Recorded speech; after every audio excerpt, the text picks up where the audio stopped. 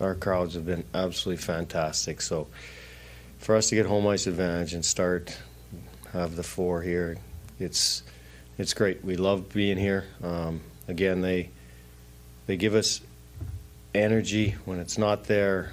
Again, tonight at the end, I mean, everyone's standing up. It's incredible. It's just been right from day one, goosebumps every time we come out, goosebumps at the end of the game. It's been absolutely fantastic. Welcome into Judd's Hockey Show. And Dean Evison, I've got some advice for you. Forget regular season goosebumps. Regular season goosebumps. Come on. Starting Monday night, 8:30, XL Energy Center, we start, Declan Goff, playoff goosebumps. And that's where for the next 2 months, ladies and gentlemen, hopefully, we are about to embark on a roller coaster ride that is going to be as painful and glorious as it can possibly be. And let me tell you right now, if you think the regular season, and we both love this sport, but if you think the regular season holds a candle to what we are about to see and the expectations that we have, and the fact that no one at Score North settles for, wasn't that a fun season? Didn't you have a good time watching the games, Larry? Oh, Jerry, it was great. This is going to be, and I got talking points. Okay. Judd's Hockey Show, Blues, wild first round series.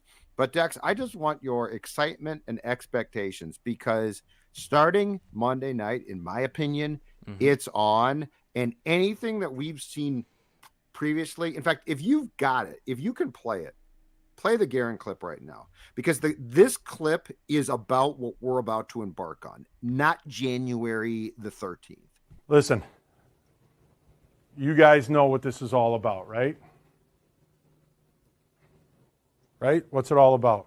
Spurgey? Hard work and having fun. That. This is about winning. You know, there's no room for petty bull. Okay, so the petty BS thing is true consistently, right? But what Bill Guerin said at the start of training camp is now. So, like, second place, home ice, awesome. That's great, okay? The Wild, great season. Everyone gets a treat ticket. We're all going to go to Dairy Queen and celebrate your fun year. But now we separate the men from the boys, Declan Goff. And now it's about effing winning. And to win, you've got to pay a price. And that price is pain. That price is hell at times. And ultimately, if you're fortunate enough at the end of it, you win the grand prize, which is a silver chalice over your captain's head. Your thoughts? I'm juiced, man. You know, this has been the most exciting and I think best Wild team I have potentially seen in my lifetime.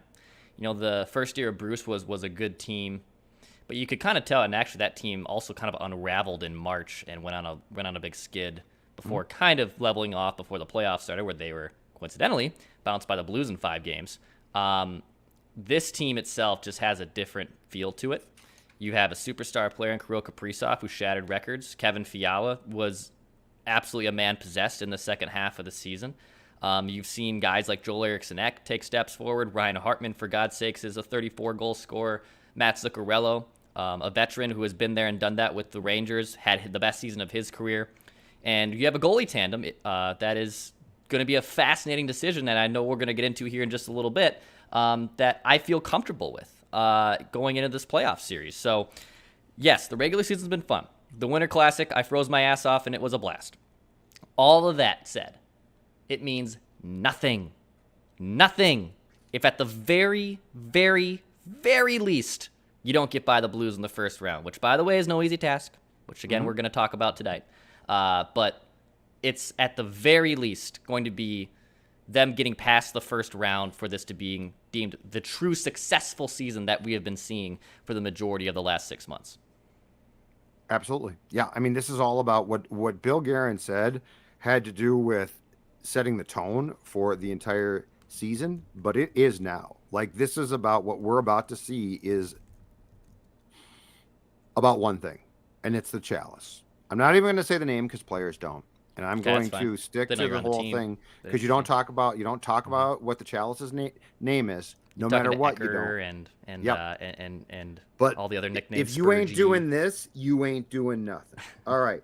So let's start. I've got 6 talking points here. Blues Okay. Wild round 1 starts on Monday, 8:30. First 2 games at the X. Wild got home ice. They beat the Avs, who were resting a bunch of guys last night. Ultimately, the Blues actually lost to the Golden Knights. So if the Wild had lost, they would have still gotten home ice. But you know what? To their credit, they secured it themselves, and I think that deserves something. I want to start with some potentially bad news, not the Wild's fault, okay? But I want to get your thoughts on this one. The grief line. So Greenway's back. Ek is playing, and playing extremely well. We all like Yule Eriksson Ek. Marcus Foligno takes what can only be considered a BS hit from Curtis McDermott, who's just a bully goon defenseman for the Avs. Knee on knee. I fear it's not good. I fear it's bad. And Dean, in what I thought was it's not surprising, he's right about this, but it was a very candid moment post-game, said, when those 3 aren't united, Declan, it causes it's not the same. Like we've rotated guys through, we've seen it, we've and it's not that Foligno and Greenway or Ek are awful by themselves. They're definitely not, but they are the shutdown line. And I'm going to give you the Blues line that you need to shut down. Okay. It's technically, I guess, the second line, but goal scoring wise, it's the first line. It is Robert Thomas with 20 goals, Tarasenko on the wing with 34 goals, Pavel Buchnevich, who they got from the Rangers in an off-season trade that was a highway robbery now, with 30 goals. What is your confidence? Because I'm pretty certain, barring a miracle, that Marcus Foligno is not going to play in game 1 and might be. I mean, that looked bad. What is your confidence that Greenway, Ek, and name your player as the other wing can slow that line down? Because there's no question, there's only one line on this Wild team that can slow an offensive line down, and it's the Ek line. It's 3 legs to a tripod with Greenway, Ek, and Foligno. And hate to be this person, you take away one of those legs of the tripod falls down, right? It's not level, it's not stable, it can't hold up what you're trying to do. That line itself is, as we've talked about before, is not going to have a sexy playoff series. And if they score goals, great, but that's also not their objective. They need that line to shut down opposing top line. And look, when Tarasenko, who came to the league hella blazing, right? A lot of excitement, and kind of not dipped off a little bit, but people, I think, questions a little bit of his work ethic. And now he is playing kind of like this Kevin Fiala second fiddle role in St. Louis, it feels like. He's a superstar. Don't get me wrong. He's awesome. And when he's on, he's literally one of my favorite players to watch in the league. But when he is someone who is deemed like the second line, that's dangerous. Just like the Wild have someone on Kevin Fiala, right? That's on him, and Goldie are on the quote-unquote second line. That's a good problem to have. Now, for the Wild side, getting Ek and Foligno, God willing, and Greenway to be healthy for this series is very imperative. And that was the conundrum that they faced trying to secure this home ice advantage, is that they had to play basically all their studs and weren't able to rest guys like Colorado was on game 82 of the season. So they need that line. Connor Dewar's nice. Brandon Duhaime is nice. Nick Bukestad, when he's plugged and played, has looked sharp recently. But at the same time, if you don't have that, that's going to be a big hurdle. That's something that would concern me. And if I'm the Blues, I would be licking my chops a little bit if that line's not intact. Yeah, and keep in mind, too, that luck or not, Foligno had 23 goals, 41 points. And what drives me crazy is that hit was just BS. He stuck out his knee. Scrap it. It was the subtle BS. That's what hockey, that's one of my biggest problems. That type of hit should never happen. There's no excuse. You know what the result of that hit is going to be, and it's going to be an injury to someone. I absolutely hate that. But I'm with you. I think that if we're talking about that line being broken up now, and will Foligno play in the series? Perhaps, because he's incredibly tough. But, it could be a knee. It could be an ACL. We don't know. And that's a major problem. And keep in mind, too, I think what's ultra frustrating if you're, for sure, Foligno and the Wild decks, is this one, too. So when Foligno had COVID in the past, 2 weeks, he missed a slew of games. which ultimately sort of served the purpose that you were talking about probably almost a month ago, which was, hey, if he can sit out some games, he's going to be healthier, he's going to rest. And he actually talked about that when he came back from COVID, which was, I got some, I'm not going to tell you what was wrong with me, but I got some valuable rest.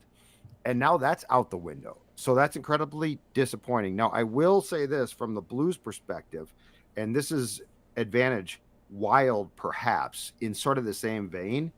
Braden Shen, who plays on the Blues third line, who is a tough guy. He's Foligno-esque, I think, because he's a skilled guy too. He scored some goals. He's the guy who I think scored the OT GWG in the second game in St. Louis, and just like schooled, and I still don't know how, Jordy Ben.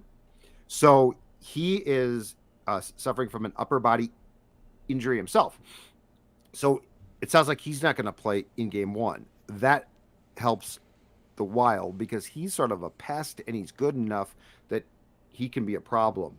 But there is nothing, I mean, when you're trying to slow down an opposing line that can score goals and you have the grief line, I think you're in pretty good shape. If you have 2/3, I'm not saying it's a lost cause, but they have, as Dean said, they have not found anyone to step in there and sort of take that role. Yep.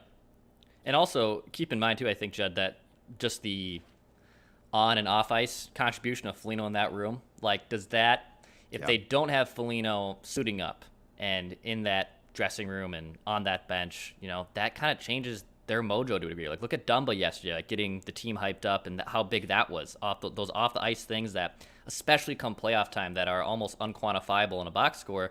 Not just losing Foligno on the ice is a problem. I think losing him off the ice too is a potential big question of how that team responds without him out there. To that point too, quick question for you. What were the Avs doing? The McDermott hit was BS, and now he's a goon, so I'm not completely shocked.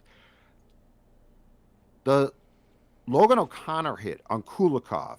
Yeah. And I thought he was concussed. He came right back, so that's good. But then that resulted basically in Duhaime chasing him down and a bunch of guys trying to fight him. What the hell was that? And I know the Avs sat guys, and by the way, I'm fine with that. Like, it's the end of the year. You're in first place. You deserve it. Sit guys. That's great. But what are you doing? I mean, that's very much Dex, this league from my youth. Like, if you're going to pull that crap, that is absolute garbage. That is what we supposedly are trying to get rid of. I mean, the Kulikov hit was headhunting. That's not excusable in 1985.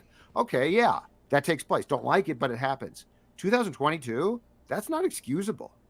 I don't like being as someone who watches a lot of Wild hockey. And I know the Wild fans loathe Colorado because they think they're cheap artists, which last night that hit from McDermott is Bush League crap. So I oblige to that. But in general, I like watching when they're on. It's fun, dude. Like, they're a fun team. But that, to your point, there's no place for it. Like, it's just that's crap. That's absolute crap. And for the Wild to potentially lose a player like that, I understand why Wild fans would be really upset. Well, and what I thought was, to your point, really crap about that was they sat McKinnon, Makar, Taves, Kemper. So, like, there was nobody that you could run back. Not that that's the right move, but it was almost like that they knew, well, our stars are out, so we're going to, if we play you in the second round or something like that, we're going to take take advantage of the fact to run you, which I absolutely hate. All right, talking point 2, Blues Wild game 1 Monday. I don't think it's debate. Cam Talbot starts in goal. Game 1, your thoughts? I don't think it's a debate. At home, game 1. Fleury played last night and he won. Here's my problem. He's fighting pucks right now. I've seen it before. I'm not a goalie coach, but I could be one, I think, like in a different life. I've watched a lot of hockey. Marc-Andre Fleury, who, by the way, at some point in time, don't get me wrong here, I think is going to be, if the Wild's going to make a sustained run, he is going to be necessary and he's going to play. I'm just going to tell you right now, I'm playing Cam Talbot game 1. How about you? I understand why it's swaying towards Talbot. As you brilliantly touched on, if this was in St. Louis, I think it's a lock that Fleury goes, even with him kind of being a little up and down in the last week. Still agree with, yes. now that it's at home, where Cam Talbot has played a great sample size over 2 years, yeah, it could be Talbot. But the kind of crazy thing is, it's a short leash, right? Like it's a short leash if he doesn't perform, or they don't win game one, I should say, that they'll probably then turn it right back to Marc-Andre. Again, good problem to have to a degree. I don't know, man. I still believe that they're going to give it to Fleury. I would not be shocked at all if it's Cam Talbot, and I bet it's a coin flip right now. And to be honest, our friend of the show, Bill Guerin and Dean, I'm sure, are weighing all those decisions as we speak. But I'm going to assume it's Marc-Andre Fleury. I won't bat an eye or be disappointed if it's Cam Talbot. I just think the Blues have kind of had Talbot's number, even though Talbot's been better on a home ice and St. Louis hasn't been here traditionally, outscooting the Winter Classic, so it kind of negates those points. I still think they turn to their veteran. They traded for Marc-Andre Fleury. I don't think that they would have him on the bench for game one. That's where I'm at. Interesting. Oh, yeah, and to your point, the Wild has played the Blues 3 times in 2021-22. They are 0-1-2. The loss was, I think, a 6-4 loss in the Winter Classic at Target Field. The 2 defeats were overtime losses. I think the second one, the Wild rallied from a couple goals down to force the OT and then lost. All right, I'll present the question this way. If it was up to you personally, so not your gut feeling about what Dean and Bill Guerin are going to do, if it was up to you personally, who would you start in game one? I would start Marc-Andre Fleury. Okay. I just would. He's a playoff veteran. He's tested. You didn't, and I hate to use this as the crutch, but like, you didn't make that trade at the deadline and sacrificing a second round, if not a first round pick, to have him not start game one of the playoffs for you. I'd be pretty surprised. But with the way things are trending, and NHL's a sport where you kind of ride the hot hand and you go with the momentum going into the playoffs, I can see why Talbot starts game one. I still think it's Fleury. It should be Fleury's net. Okay. Talker number 3. Let's get into positional breakdowns. This is fun. Let's start in goal too. And I'm going to tell you this right now. If I had to pick a check mark, old school newspaper gig, hey, advantage team X or team Y, advantage team A or team B. When it comes to goaltending, I'm putting the check mark by the Wild, and here's why. Yeah, I agree. Ville Husso has given up 17 goals in his past 4 games. He is almost 1,000% going to start for the Blues, and he should, coming off a really nice regular season. So Jordan Binnington, the hero of the 2019 Stanley Cup run by the Blues, who was a pop-up. I mean, he's incredible, but it was a pop-up deal. He is now going to be, and again, I think to your point, the leash will be short here, but I think Ville Husso is no question going to enter the playoffs as the Blues' top goaltender. He basically has no playoff experience. He was drafted in like 2014, so he's in his mid-20s. He's not a young man, but he came here from Europe in the past couple of years. The point being is, this is not a guy with a ton of National Hockey League high-pressure experience. So I think his leash will be short, because if he struggles, Binnington, first of all, played more as the season progressed, Declan. And second of all, he has the Stanley Cup experience. So, like, you're not going to be like, well, who cares? He in 2019 led us to a Stanley Cup against the Bruins. But that being said, I think I trust the Talbot Fleury experience factor more. So personally, I'm giving, going into the first round series, advantage Wild. Probably not by a huge margin, but enough where I'm pretty comfortable that if you came to me today and said, okay, pick Husso and Binnington, Fleury and Talbot, it's not going to take me a long time to say, I'll take Fleury and Talbot. Yeah, Husso's been really interesting this season because he's won 25 of 38 starts. The dude's barely lost in regulation this year, just 7 regulation losses, and from a goal saved above average metric, which is a more advanced statistic that analytics and other teams are starting to look at more, he was plus 14.9. So he stops the pucks he should be stopping at a very high rate, one of the best in the league. However, he's 26 years old, hasn't played in the postseason yet. what kind of goalie are you going to Yeah. get come playoff time, right? Exactly. And that's the No point I think clips. you're trying to make as well, that, Yeah. hey, he's been great this regular season, and the Blues and the Wild have been the hottest team essentially in the NHL since January 1st. So I'm with you. I think I trust the Talbot Fleury tandem more than Husso Binnington. I think the Blues will obviously go, and this is very cliche to say, as far as that goaltending will take them. And if Husso and Binnington are average at best, then I don't see them getting by the Wild with how well the Wild's offense is rolling right now. So yes, I would take the Fleury Talbot tandem over the Husso Binnington tandem. Slight advantage too in this conversation is this. I think Binnington's off as a rocker.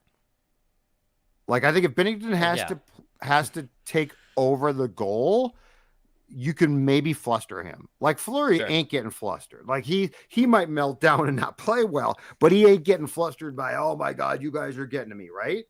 I love the fact that the Wild has a goaltending tandem of which the guy with the Stanley Cup experience is older, wiser. So yeah, I'm giving, I think we both are for sure, advantage Wild in goal. Okay, let's go to defense next. Now, the interesting thing here is Marco Scandella, I think it was last week, suffered a knee injury late in a game against the Avs. He is very much questionable, it sounds like, for game one. The Blues defensive pairings, if Scandella cannot play, are as thus. They are Colton Parayko, Torrey Krug on the first defensive pairing. Torrey Krug isn't a big guy, but he was on the Stanley Cup runners-up with the Boston Bruins in 2019 that played the Blues.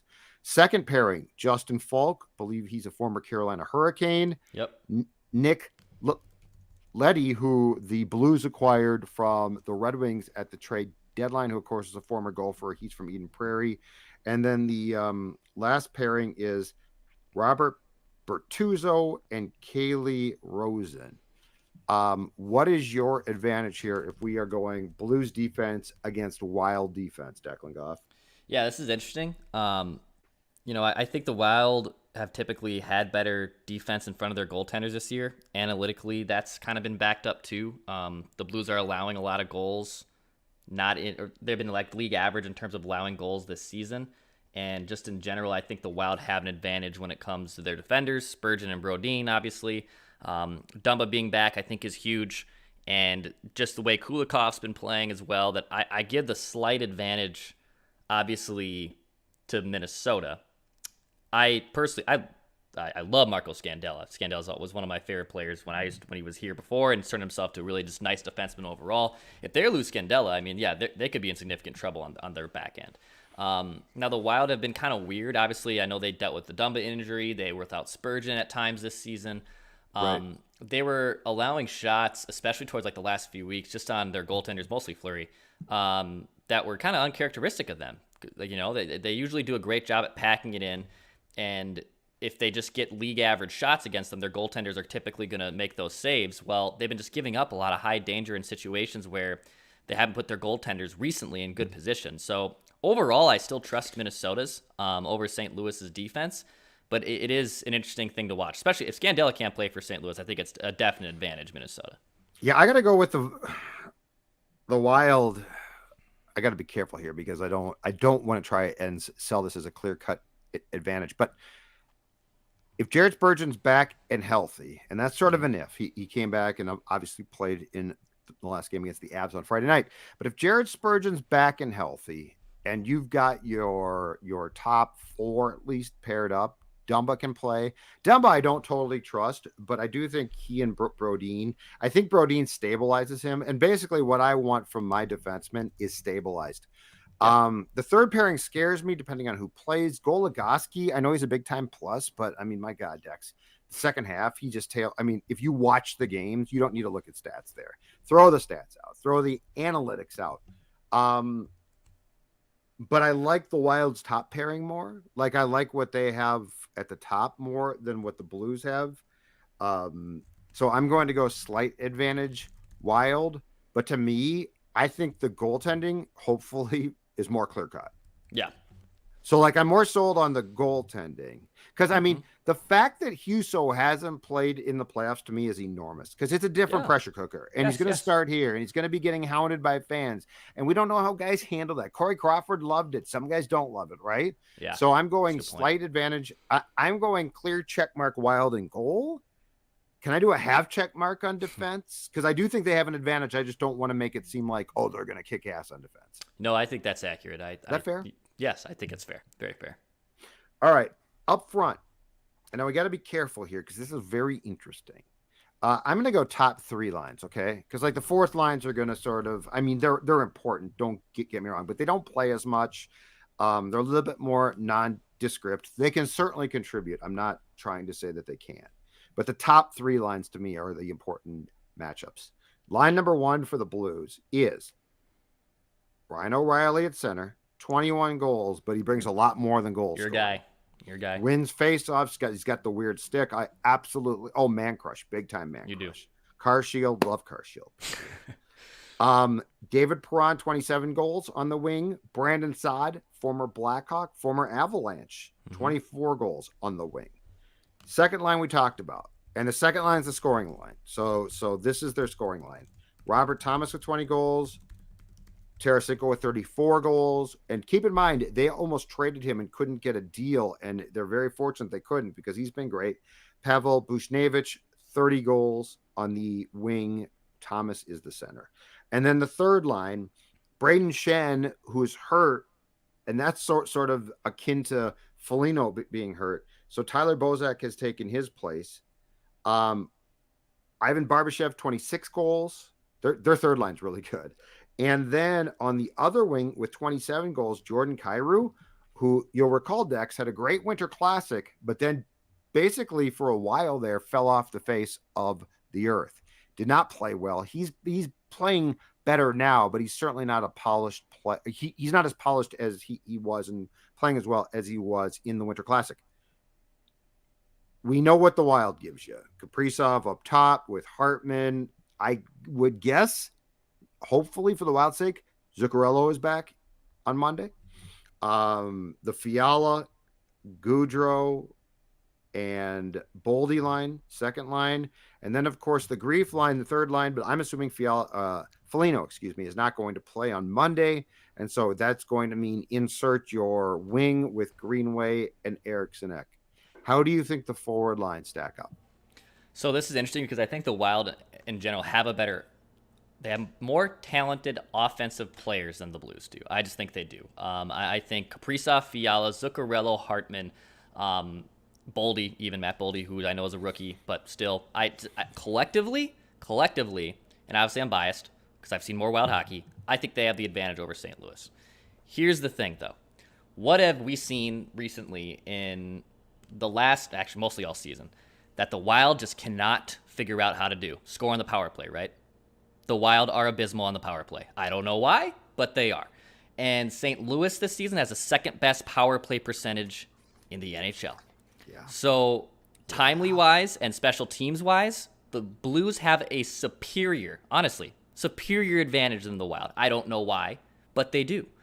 Situationally, St. Louis has that advantage. I think collectively the Wild still have more chefs that they should be able to, for the lack of better words, outcook a better offensive meal than the Blues do. But for whatever reason, the Blues are still able to match it with less ingredients. So this is intriguing to me, Judd, because it's almost a push because with how well St. Louis has played on their power play, it kind of trumps what the Wild can bring offensively, and this is the best Wild offense I've ever seen in my life. So to me, it's a push. Like, I really can't say definitively which one has the advantage. It's fascinating. I think you're exactly right. So 5-on-5, I think the Wild is better, talent-wise, no question about it. But look at the Wild penalty kill, too, which has been very up and down. At times it's been downright bad. And then to what you just said, Declan, and you're right, the Blues have the second best power play. So, like, forget the Wild power play. We're just talking PK against PP. Oh, boy, that's a problem, right? So there, the Blues, advantage Blues, no question about it. Here's the other problem. And this is where, so I told you, I think in goal, the Wild has a psychological advantage because I think Fleury is going to bring a calmness, Like if Talbot's playing or Fleury's playing, I think Fleury, he's been here before. He's seen this. He knows this, right? And I mean, sports intangibles, dude, are so important. Mm-hmm. So here's my other concern, and here's why I think you're right. I think it's a push, and you can say, well, Fiala and Kaprizov, and we can talk about that. They're great. Ryan O'Reilly is mentally stronger than anyone on any of these teams. Ryan O'Reilly is a SOB. And I don't mean he's a cheap shot guy. I don't mean he's going to physically beat you up with his fists. I mean, he's the type of guy that you want to take into a back alley. And I'm going to tell you right now, the playoffs are a back alley, and you want him on your side. And so I think you're right. Like, I think if this was just talent, and I mean, sports always comes down, right? No team's got a lot of talent. The Kaprizov first line, unbelievable. Tarasenko's very, very good. Kaprizov's better. Kaprizov also shows up every game, in my opinion. Tarasenko, if you go back to the playoffs a couple of years ago, yep, he didn't show up every game. He'd show up every other game, and it actually, I got mad. Like I got on shows and I got angry, and it's like, why are you mad about a guy that didn't show up against the Wild? I'm like, because that's inexcusable. Like, people are paying money to see this SOB play. That's another problem. So I think advantage Kaprizov. The Wild, and I want to talk about this, but the Wild second line, Fiala has been phenomenal. There's no dismissing it. I'm curious to see how he plays now, but I don't think he's going away. But I think it is a push. I think you're right. I think the O'Reilly factor, the power play factor. I mean, I just went through the goal list. I mean, what? Hold on a second here. Right. So they've got Saad 24, Riley 21, Perron 27, Bushnavis 30, Robert Thomas 20, Tarasenko 34, Barbashev 26, Shen, if he plays, 24, Kyrou 27. Everyone has 20 or more goals. Right. So you can't be like, well, the Wild's just flat out better. I think the Wild's high-end players are more talented. But Dex, I think you're right. I would not take the check mark and be like, advantage Minnesota for sure. It's not it. And just one last thing on this. This is from my guy Jay Fresh Hockey, who does a great job with hockey analytics, and subscribe to his Patreon account if you want detailed and nice explainable analytics. So in terms of just traditional goals for, the Wild have been second in the league this year, which is great. Like, they obviously have scored the second most goals in the NHL.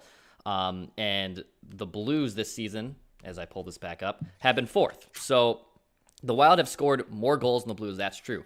But the Blues are also first at finishing rate, so they convert in front of their net better than any other team in the NHL. They have the second best power play percentage in the NHL. Now, the Wild are second in finishing. They're second when it comes to finishing in front of the net, which is great. But that 18% power play discrepancy lowers it. Like, Judd, if the Wild did have a good power play, I would be able to definitively say advantage Wild. But they do not.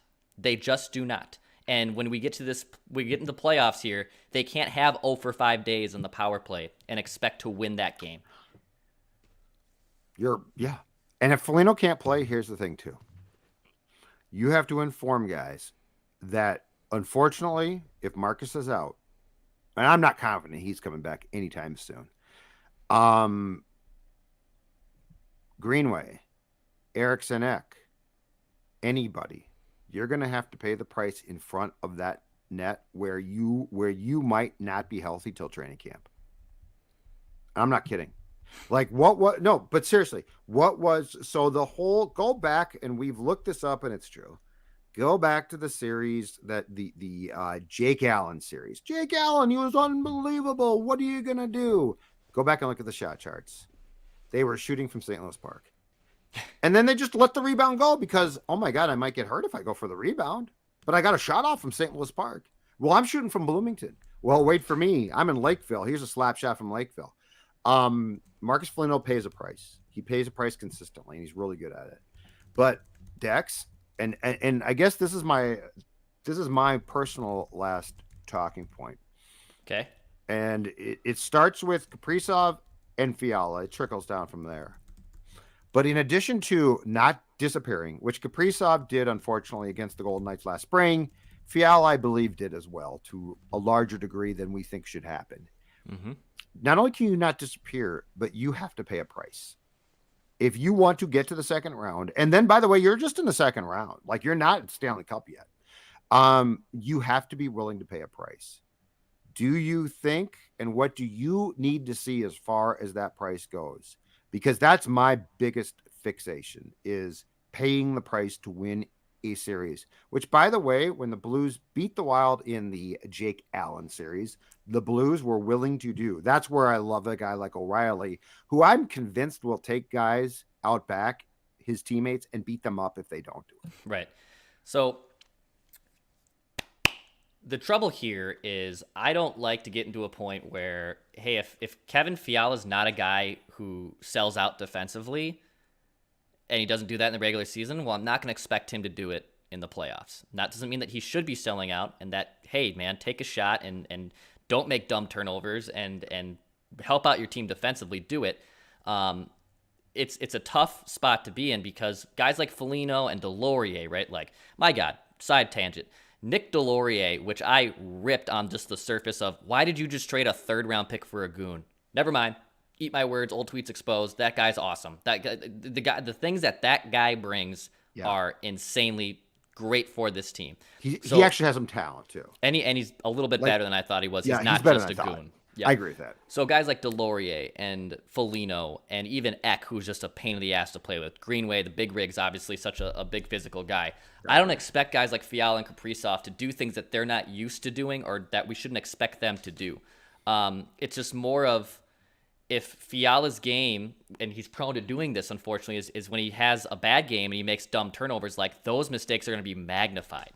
Those are the mistakes like he cannot do. He can't get cute with the puck. Same with Kirill and Mats. Like Mats and Kirill have this awesome tic-tac-toe, and they can slice and dice you. But dudes, quit looking for the perfect one. Take the damn shot, right? Guys like that, those superstar players, and I know who you're mostly referring to. What are we going to get from Kirill and Fiala? Because I do think this team, unlike last year, if they shut down the Kaprizov line in St. Louis, if they do that, I still think the Wild can figure out ways to win games, and that was not the case last year against Vegas. I just didn't have that confidence level.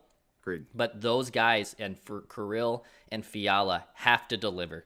They still have to deliver. They can't get shut down. They have to come up big for this team. They're the heartbeat of this offense. They absolutely are. So I'm hoping that you don't see those dumb turnovers from Fiala and that Kirill honestly just continues to be Kirill Kaprizov, who literally looks like one of the best players in the NHL. And Kirill does everything. So, like, I wouldn't expect him, because I'm with you. Kevin's going to do what he does, and he's been doing it at an incredible level for quite some time now. Kirill does everything pretty much well. Now, here's the thing, and we saw it last year, and it's going to happen again, and this becomes where Kirill has to push through, and Kevin to a certain point, but Kirill especially. Time and space is gone. As of Monday, it disappears. You're not going to be able to circle the net. And if you do, you're going to pay a price for it. But what you can do is that doesn't stop you from being more skilled than your opponent. So what you need to do is channel that, use that to your advantage. But we don't need, to what you're saying about the Zuccarello-Kaprizov tandem, we don't need the dipsy doodle old man wasn't that sexy. We need the old man that was a goal. And so that's where I'm focused on. The other thing too is to get to the power plays. I don't think it's hard. And I said this, I think, last show, and I'll say it again. And it sounds incredibly simple, and it is. For the Wild power to play to be successful, you need to find the shooting lanes and use them. So, like, and I'm not a fan, I'll always say this, of the old crowd, well, shoot. Because a lot of times you're encouraging guys to shoot into defensemen who are going to block the shot. Because everybody in 2022, crazy as it might seem, is, for the most part, willing to sell out to block shots. But what do you have? And we've seen this from the press box decks. You have a moment where there's a lane. Now, the question is, do you want to try and make the next cute pass to swing the ball around like you do in basketball? Let's get Malik Beasley the open shot. Let's try and get Zuccarello the open shot. Or do you want to take the shot? Zuccarello, Kaprizov, Fiala, I want you to take the shots. When do you have the shot?